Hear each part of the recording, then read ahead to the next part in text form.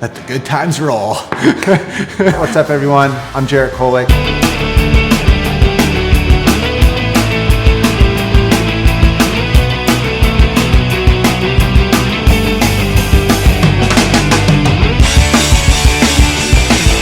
What's up, everyone? So today we're gonna talk arm pump. I think there's some underlying mechanical issues with the arm going on that influence the arm pump. I don't know if it's I'm not gonna say it is the problem and this is going to completely resolve it and fix it. Today I thought it would be great to go over the arm mechanics, which would support my reason for why we're getting this deep pooling. I wanna show you some tests to see if these certain positions of the arm or the lack of range of motion you might have are represented with certain muscles that could be needing to be lengthened out or just reset as far as position goes to help make this arm have more range of motion. From that, I want to then give you some exercises to help restabilize this position so that hopefully when you're out riding, this whole system here is working more efficiently and we have proper blood flow. Because I think a big issue is an unnecessary twist going on between the upper arm and the lower arm, which then gives a venous return issue. Veins return deoxygenated blood to your lungs so that it can perfuse, reoxygenate, get pumped back out by the heart, and to keep feeding the tissue of the working muscles. And then we have the arteries that are sending out the oxygenated blood. I think this winding up, so to speak, of, just think of like a towel, like wringing out a towel, and then what do you get? You get a lot of water, getting twisted out of it. So I think something similar like that could be happening to cause this pooling, and it's just hard for the circulatory system to pump it all out. So stay tuned. There's a lot to cover here, and I think there's a lot for you to gain. So looking forward to it. So we have the lower arm here, and we got these carpal bones. So first thing is, if this arm or the lower arm is wanting to rotate out, it may affect the motion of the wrist here in extension. And it's all because of the way these carpal bones are articulating against this forearm bone. Same thing when you go to flex the hand. This articulation here is off a little bit. This bone's trying to move up and out. These are trying to come down. It might be getting hindered. So those are the first two tests. Now you got these deviations where the thumb can move inward or you move outward. So pinky moves towards the forearm.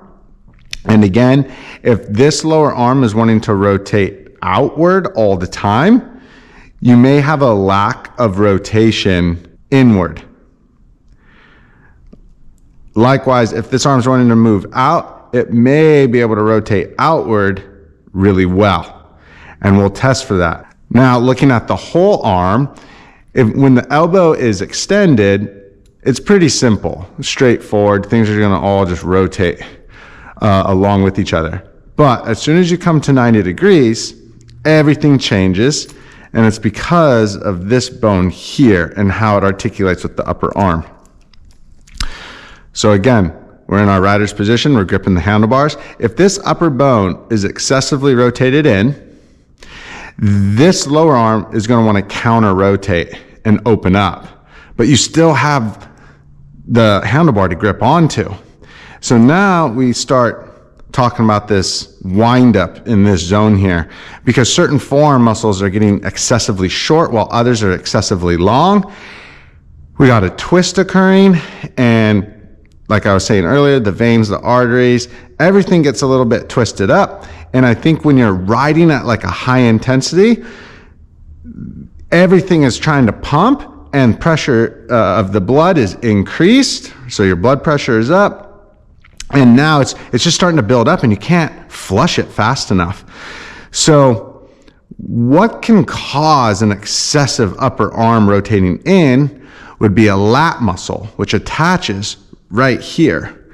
So as I was saying, certain sports or the way you're training, could be affecting this, and this upper arm is just stuck rotated in, and then you're gripping the handlebar through a compensation at all times. What we'll do is finish off with some testing to see what your positions are amongst your whole arm, and then we'll get after it with some exercises to help stabilize it once we free them up. All right, so diving a little deeper into this lat, where is this thing? We know it attaches to the inside of the arm, but it's this huge, big, vast muscle that covers pretty much your whole backside and connects into the connective tissue of your tailbone. It's a big pulling muscle, and we know it will rotate the upper arm in, but it can also lead to a concave chest. Now, another thing, as I said, that lat blankets your backside. When it gets really tight, it will draw your rib cage forward. So this front rib cage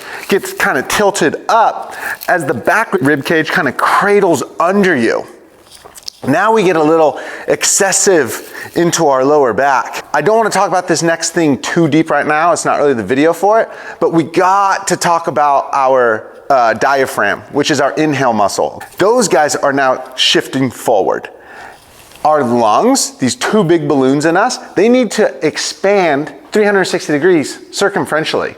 Well, if this lat is tight and driving us forward, now we're not getting to expand into our back very well. In the first test, we're going to look at wrist extension. You want to keep your fingers extended as you pull them back. As you can see, my right hand is more limited than my left. I'm going to open the arms up a little bit, and then now we're going to go into flexion.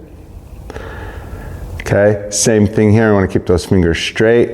And as you want to make sure your elbows stay level, but you can tell my right is limited in both. Now you're going to come into this rider's position. Notice we're kind of at that 90 degree of elbow bend. We are going to rotate the hands outward.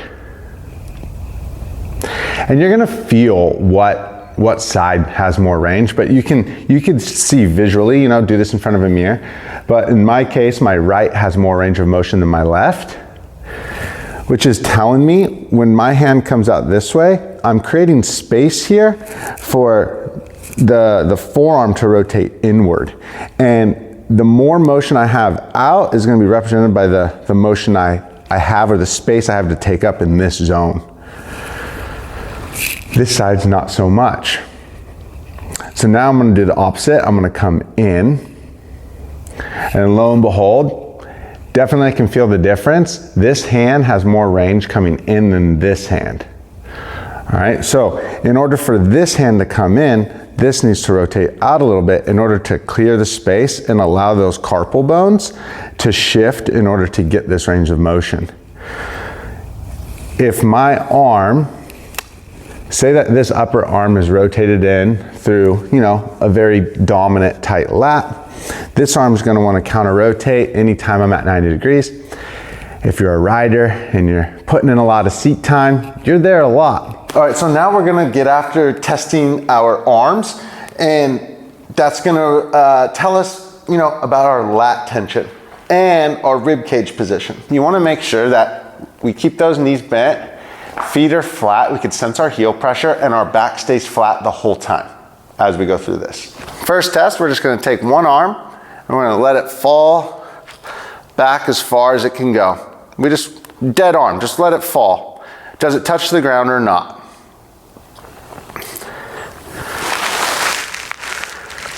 All right, so I am quite a bit tighter on this left side. Now, what does that tell me? It tells me that my left rib cage is probably a little more forward than my right, okay? Because remember those lats, they will, if they're really tight, they're gonna draw a rib cage forward. Now, our right and left rib cage move independently. We move with opposite arm and leg. So it's not uncommon to see one side differ over the other. Some of you, both your arms might be really tight. If you could check both arms. And like some of you might be like here, okay? Now, in that case, we're somebody that's very extended here, okay? Big forward rib cage. Now we're gonna check our actual forearm rotation. And we're gonna do that with our elbow bent at 90 degrees. So, I'm in this position here. Toes point to your shins. Sit back onto your heels as best as you can. If this is not occurring and you're really tight, you could place some kind of a pad here just so that this can feel something to rest on. Butt's on the heels, we're looking ahead, elbows are bent 90. We are pushing our forearms into the ground so our back rounds. And then what we're gonna do is just rotate the arm down. I really focus on looking right at like where the thumb meets the wrist. This space right here. I wanna see no gap right there. And then I'm gonna rotate out. So rotating out feels a lot better than coming in. We're gonna check this side. So again, this is rotating in, no problem. Rotating out on this side's a little difficult. All right, so first things first, we wanna inhibit or shut down, turn off our lat muscle. We're gonna use a technique from the Postural Restoration Institute. It's a kneeling bar reach. All right, so the big thing with this technique, do not clench your bottom and do not try to suck your belly in. Let your belly fall into your lap. We got a dowel stick here. It's just something that's lifted, about an inch off the ground. Anything will do. But what you want to do is make sure that we have palm contact here.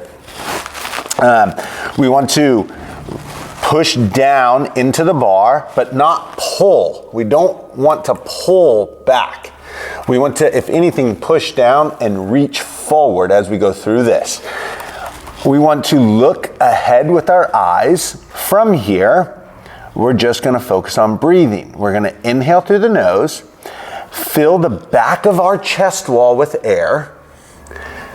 That relates to filling the upper back with air. And then we just wanna blow our air out. Doesn't have to be forceful, but just get as much air out as possible and see what you feel. You can do this, anywhere from like 2 to 5 minutes.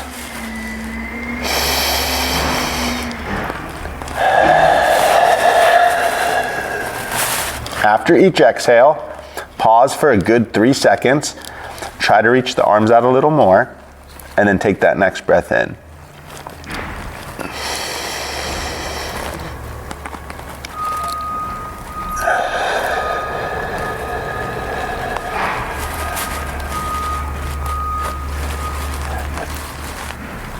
Don't fight what this technique is giving you. Just let whatever happens, happens. That's super important. So remember how I said, our rib cage moves independently. One arm might measure out and feel quite a bit different than the other. We're gonna break that up a little bit more, okay? So very similar drill. Got a roller this time. Again, you can use the dowel stick as well. You're gonna get a little bit more shoulder work occurring with a little bit higher implement here. You're gonna take this left arm, reach it under you with your palm facing up. We got the top arm, palm facing down into the roller. We're gonna start by sitting back as best as we can, knees as close together as possible.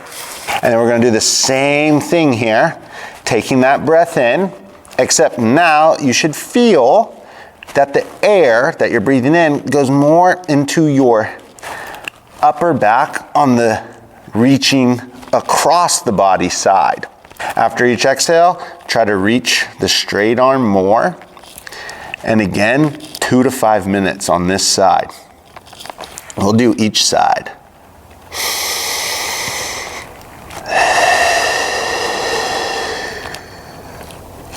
Again, whatever the body wants to do, let it. Do not fight it.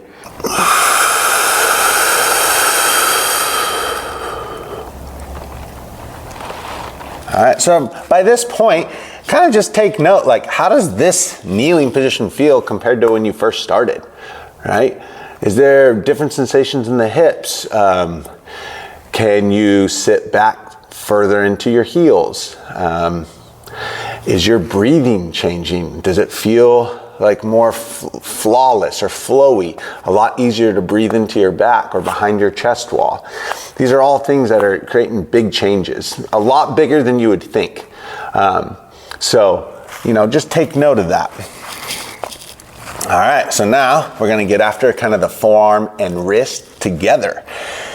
So what we're gonna do is we're gonna start with the right arm down. So already this rotation, this movement is much easier to get into. There's not as much of a fight.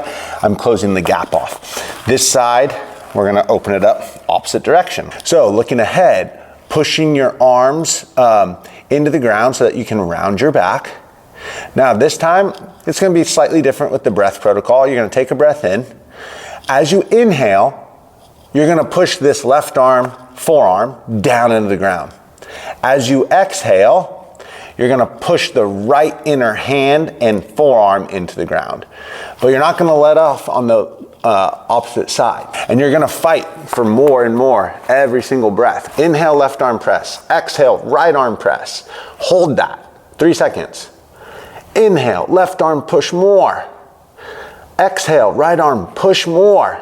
You're gonna do this for about sets of 5 breaths, and you can do this anywhere from 3 to 5 sets.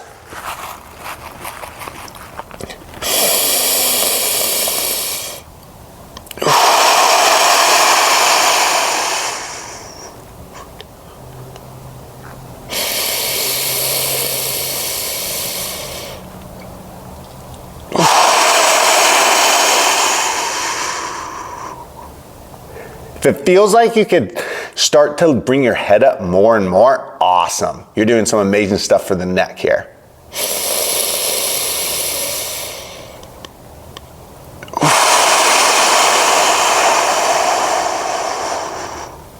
Okay. Whew. Burning in those forearms. We're gonna reverse it. Okay. And we're still gonna do the same thing. Left arm inhale, push down. Right arm exhale, push down. And you're gonna go with those 5 breaths again.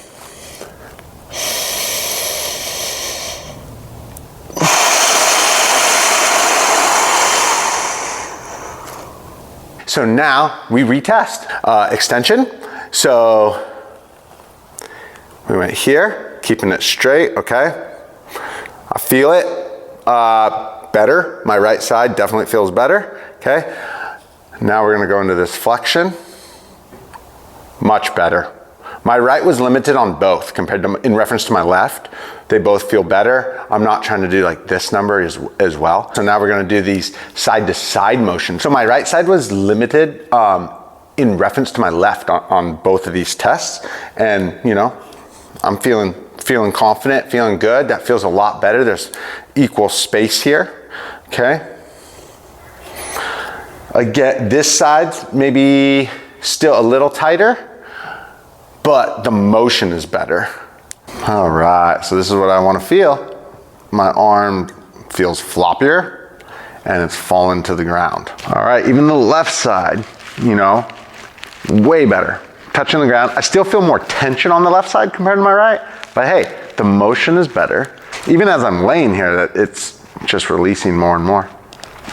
Again, back stays flat, knees are bent. We got some sense of your heels. All right, forearm testing, bam. Okay, so remember I said this gap right here, I don't want to see a gap. I am closed, which is awesome.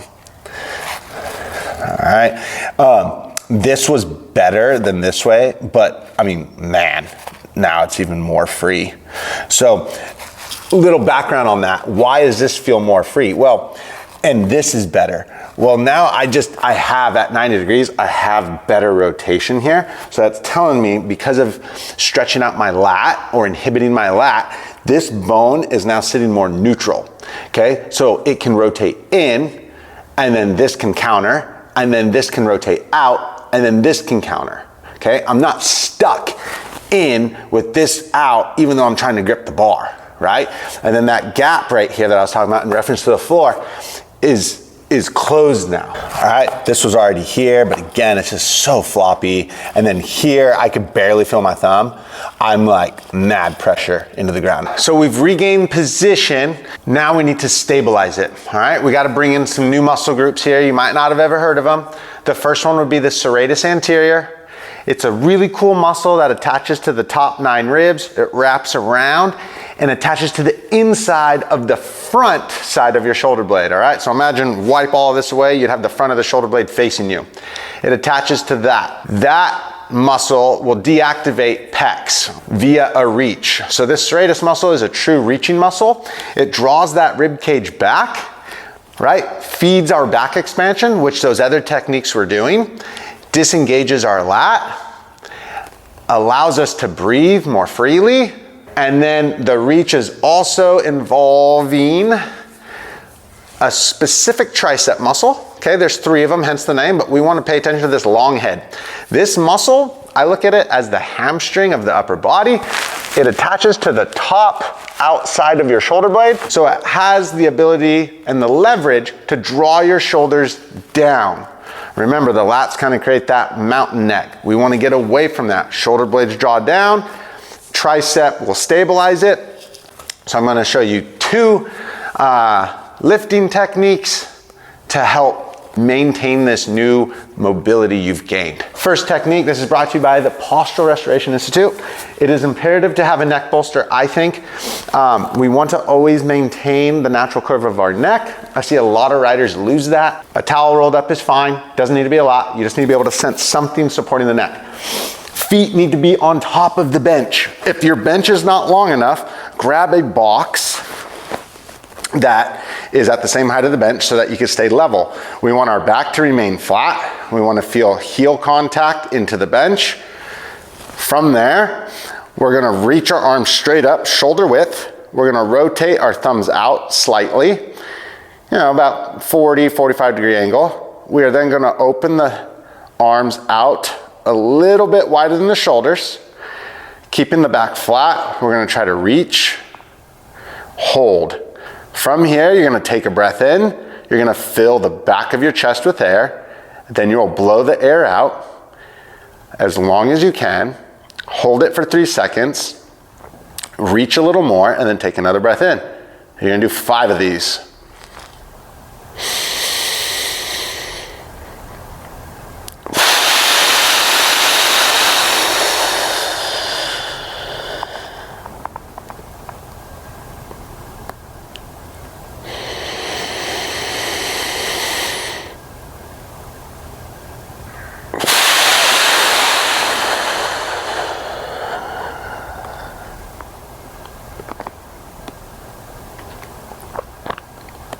If you feel that when you inhale, everything is starting to drive up or forward, cut the inhale down a little shorter, all right? You're just trying to take too much in and your body's just trying to find another way to do so, which will put us into the compensation.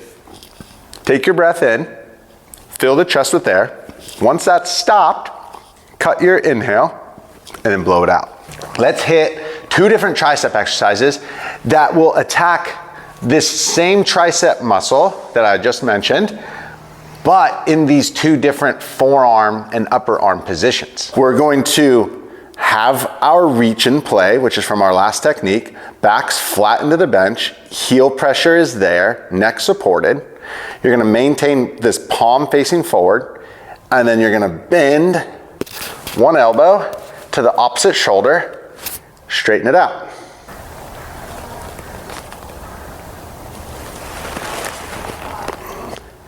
Same thing to the other side. And you're just going to alternate back and forth. The next position, palms are facing back. And then you're going to bend an elbow.